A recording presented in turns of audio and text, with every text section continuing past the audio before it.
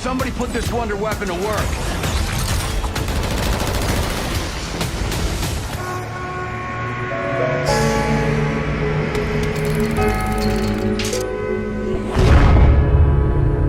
What's going on, everybody? This is dkdynamite, and tonight we're going to be taking a new look at Foresaken, some early and spicy details about the gameplay, a few PhD tier upgrades, and more that you may have missed. Definitely stay tuned. But before we jump into that, be sure to hit that subscribe button down below, and also as a reminder, you can save 10% off any order using code DYNAMITE over at gameradvantage.com. Their link is, of course, down below in the description. They recently restocked on a fan favorite pair of the blue lens glasses, known as the Horizon, and I also tweeted it out a couple of days ago in case you guys missed it. But take advantage this weekend if you guys haven't finished hitting max prestige for Season 5 or finishing your Season 5 Battle Pass. We have double XP and double Battle Pass tiers for the final weekend of Season 5. Now, yesterday Treyarch went ahead and released a new piece of marketing for Foresaken, which is the America Town postcard, which gives us all deja vu of the Green Run postcards we used to see back during Black Ops 2, giving us that old school 50s type of vibe. It was fantastic back then, and seeing that return with Foresaken was, of course, a breath of fresh air, and of course, the undead are waiting for us here in America Town, which we did see quite a bit over in Red Light, Green Light from the campaign,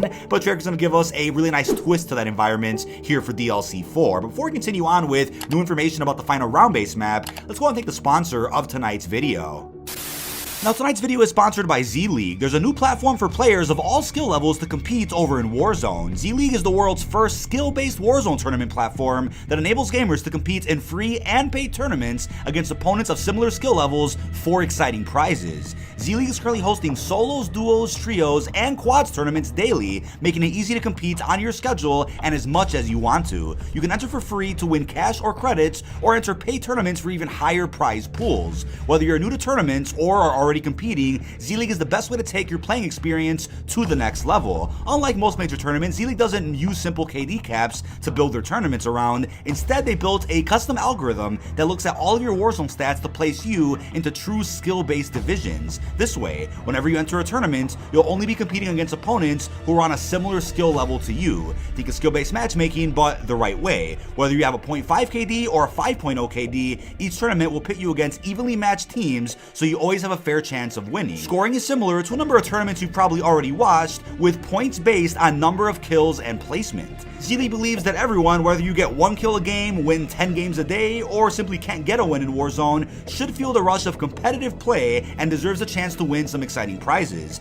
They've committed to building the best Warzone tournament experience out there and have a couple really great features for you, the player. Their live scoring system means you can track how your team is doing in real time, and you don't need to stream or submit screenshots. They've built a custom in-house anti-cheat system that catches and bans cheaters automatically for things like smurfing or reverse boosting. Nobody likes that when you're playing a Warzone tournament. It doesn't matter if you're on console or PC, Z-League does work for everybody. If you're ready to take your Warzone skills to the next level, then be sure to check out the special link down below in the description and let me know how it goes. Thank you to Z-League for sponsoring tonight's video.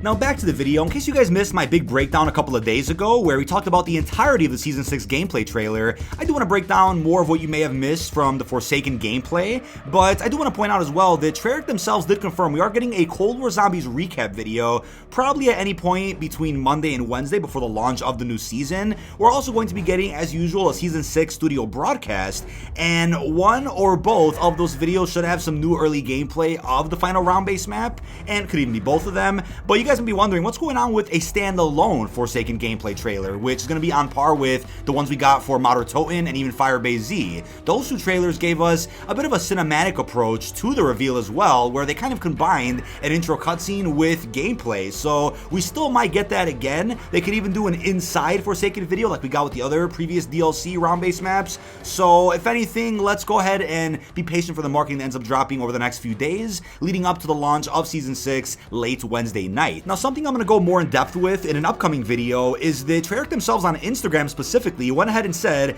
that the current roadmap for Season 6 is only a taste of what is to come for the final season in Black Ops Cold War. We then have the Twitter account Bread is Modding, who is a very curious individual in the community, posts some very spicy information from time to time. He went ahead and claimed as well that more multiplayer and zombies content should be coming with the Halloween event on October the 19th. Not to mention that early inside scoopers are still claiming that Season 6 Reloaded is going to happen the day before Vanguard, so we essentially have 2 upcoming mid-season updates for Season 6, and Season 6 won't be ending until November 23rd, the supposed start date of Season 1 for Call of Duty Vanguard. So I'm still wondering, right, will there be anything else for zombies aside from Foresaken and what we see on the roadmap right now? Will there be any updates to Outbreak to kind of give some goodbyes to the mode for those that like it? Also, maybe another LTM for round-based maps, some other improvements that heavily were requested by the community. Now, you guys probably missed this, but there was a PlayStation blog that went up a couple of days ago giving us another little sneak peek at Foresaken DLC 4, 3 new screenshots of the map itself from the Wonder Weapon, PhD slider in effect,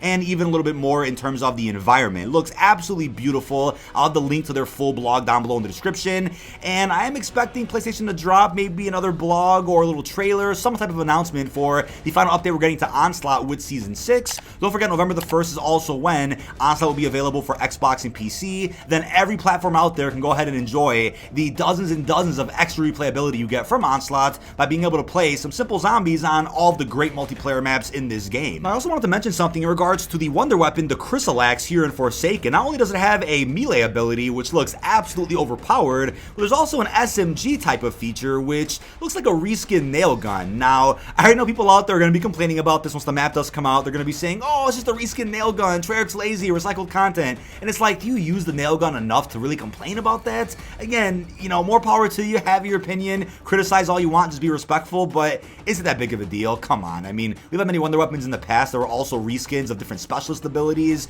weapons from campaign, other things they really don't use in that Black Ops, so there's no problem with that. But the Wonder Weapon looks like a lot of fun, and I can't wait to see how we're going to be able to obtain it in the map. Probably through the mystery box, if not a short quest like we have with the Raygun from Firebase, or something even more unique like the Cerberus from Untoten, maybe even all of the above. You never know how it's going to work, but I'll be sure to cover as much as I can when it comes to Foresaken as the map does release a couple of days from now.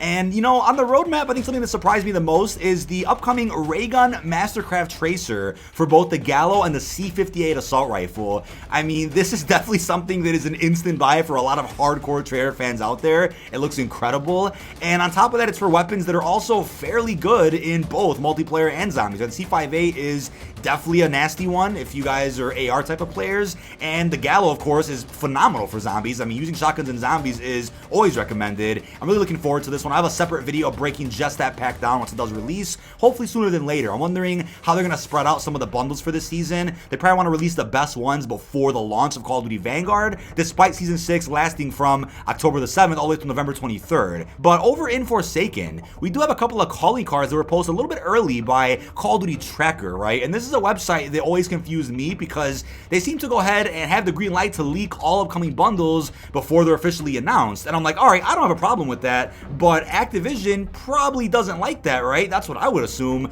But they actually sponsored COD Tracker recently and gave them thousands of beta codes to give away. So again, it doesn't hurt, right? They're just bundles. It's nothing spoiler heavy when it comes to the content they talk about, but they do post news from time to time as well. And recently, COD partner Mr. Dalek JD did mention it in a video he posted, so I should be okay to talk about that here tonight. But fair warning ahead, right? These could be spoilers. I know they're just calling cards, nothing for the Easter egg or the ending, but you may consider this a spoiler, so click off now or skip this timestamp if you're not interested in listening to this. But the first one is, in Foresaken, kill an abomination while it still has all 3 heads to earn the hard-headed calling card. Also in Foresaken, spend arcade tokens at the arcade to earn the coin line calling card, which has me thinking it might be similar to the arcade system we had from Zombies in Spaceland back in Infinite Warfare, or something along those lines, right? Something fun. But I'm glad they're utilizing the arcade machines that are already in Black Ops Cold War. You can play all the classic retro games at the main menu of the game, but seeing them in zombies with a new feature does sound exciting, right? Can't wait to see what Treyarch has in store. But lastly, in Foresaken, stay inside Burger Town for 5 consecutive rounds to earn the War of Attrition calling card. So I'm not going to call this a Burger Town or Infection remaster from Exo Zombies, but I'm sure Bubby will have some role to play either in the Easter egg or through a side quest. He'll be able to do something for us in the map, right? We can all assume that, but Burger Town seems like it'll be an area a lot of people seem to want to stay in when Foresaken does come out, right? Maybe open one door and then have your team kind of guard that door as you guys sit in the back, right? Pop some Ring of Fires, use some of your Wonder Weapons. Burger Town's probably going to be a fun area to play around in. Now, we did get a brief look at PhD Slider in action during the gameplay trailer, and even a mention of one of the new abilities it'll have from one of the Treyarch developers over on Twitter. And guess why it's called PhD Slider and not PhD Flopper? It's because you can't flop or dolphin dive in Cold War. It's that simple, and this is how it worked back during Black Ops 4 as well. People that are mad about the name change don't really make sense to me because I guess it's maybe possible for Treyarch to somehow incorporate a feature or mechanic where you'll dolphin dive after buying the perk exclusively, but that sounds complicated. I'm sure that's very hard to code in the game, and that's probably something they don't have time for, considering they're working hard right now on Vanguard zombies, making sure that that launches successfully. So I don't really mind that it's PhD slider in this game when dolphin diving wasn't always reliable back in the day. There'd be a lot of times where you dolphin dive and the explosion doesn't work, you get stuck in a train of zombies, and you're insta-downed. I mean, that's how it worked back then, if you guys remember Black Ops 1. But right now, first and foremost, full immunity to self-inflicted explosive damage is an obvious ability with this perk. That's how it worked in Black Ops 1, and even, you know, Black Ops 2 through the Wonder Fizz and Origins, and of course Black Ops 4. So with that, I'd assume that's the base ability of the perk upon buying it, without upgrading it at all to tiers 1 through 5. But the way it's worded in the Treyarch blog post is as if that ability is from a skill tier upgrade. So my question to you guys is, what will be the base ability of PhD Slider? That is the mystery. But the next ability says, the ability to trigger an explosive payload after falling from a vertical distance. So that's something that you'll see more of, maybe an Outbreak falling from a large vertical distance like the Duga Array Tower. That makes the most sense to me in comparison to a round-based map, but there are some ledges you can jump on in a round-based map where you can then jump down and boom, trigger an explosion, similar to some of the buildings where the Wonder Fizz is at over in Untoten. That's kind of a high jump when you do jump down to the ground, so that's a cool ability. I don't know what tier that's going to be, but what I will say is that all 5 tiers will be exclusively revealed in probably the blog post that comes out on Monday. If not, they'll save that for one of the upcoming pieces of marketing for Season 6, whether it's the Season 6 studio broadcast or an exclusive Foresaken video that goes over some more early footage. Now, I'm sure you're probably wondering, what about a Cold War Year 2? Is that even possible? At least for zombies, right? Maybe not for multiplayer. If anything, I'd say it's the other way around. For multiplayer, it's probably more likely. For zombies, I just don't see how that would work. If Treyarch is leading Vanguard zombies, why would they say, oh, by the way, we're still going to update our last game as well on top of Vanguard zombies, which might actually throw off the player base a little bit. So I honestly don't believe anything is coming to Cold War after Season 6, at least for zombies, but never say never at the same time, right? I'll leave it at that, considering how successful Cold War has been for Activision this past year in terms of sales, player count, the marketing, the microtransactions, the works. But we, of course, all saw the Nacht and Untoten reference in the gameplay trailer for Foresaken.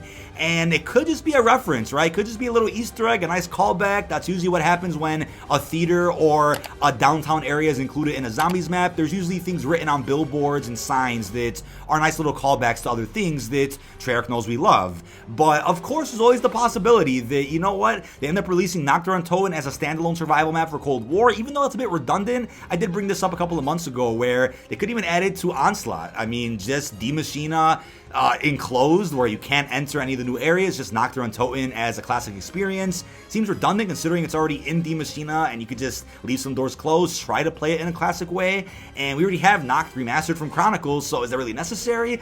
But there's always the possibility, which I think is more likely, and that is that as a bonus map for Vanguard, because they usually have 2 maps at launch for a zombies experience, maybe we end up getting a World War II era Project End Station or a World War II era Nacht and Untoten that we kind of get a glimpse of in the Die Maschine intro cinematic. That will be fitting considering that Vanguard Zombies is a prequel to Cold War, and it's probably something to do with Zykov and Project End Station, how everything built up to that.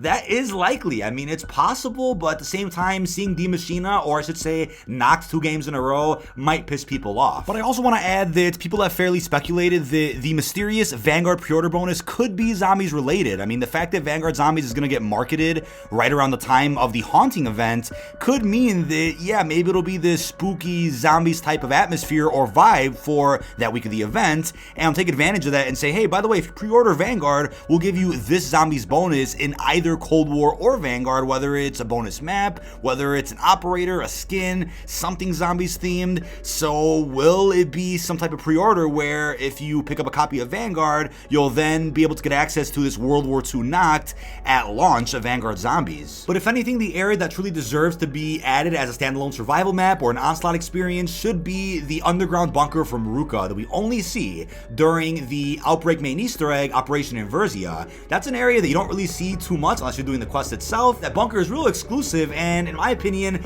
big enough to warrant its own standalone survival mode, considering Wonder Fizz, armor, workbenches, all that's already there. So just, I guess, close off a few spaces and turn it into a zombie map. That would be a fantastic addition to Cold War as one final goodbye to this game's life life cycle. Again, this game's gonna end with just 4 round-based maps, but considering the other content we have with Outbreak and Onslaught and everything else that's in this game, I'm totally okay with that, especially considering Treyarch isn't going away for 2 years after this game. If they were, then it'd be more of a problem, but they aren't. They're coming back literally weeks later with the launch of Vanguard Zombies, so to me that's fine. If they want to add more spice to round-based with maybe 1 or 2 more maps, then I'm on board. More power to them. But that is about it. This has been dkdynamite. Leave all your thoughts down below in the comment section. What are your thoughts on our new look at Foresaken thanks to PlayStation? What are your thoughts on the early gameplay details from COD Tracker? And also, what do you think the PhD tier upgrades are going to be when this map does come out? Really hope you've enjoyed, and peace out, everyone.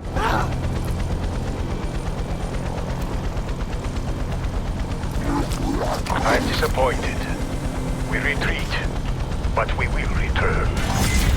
Huh.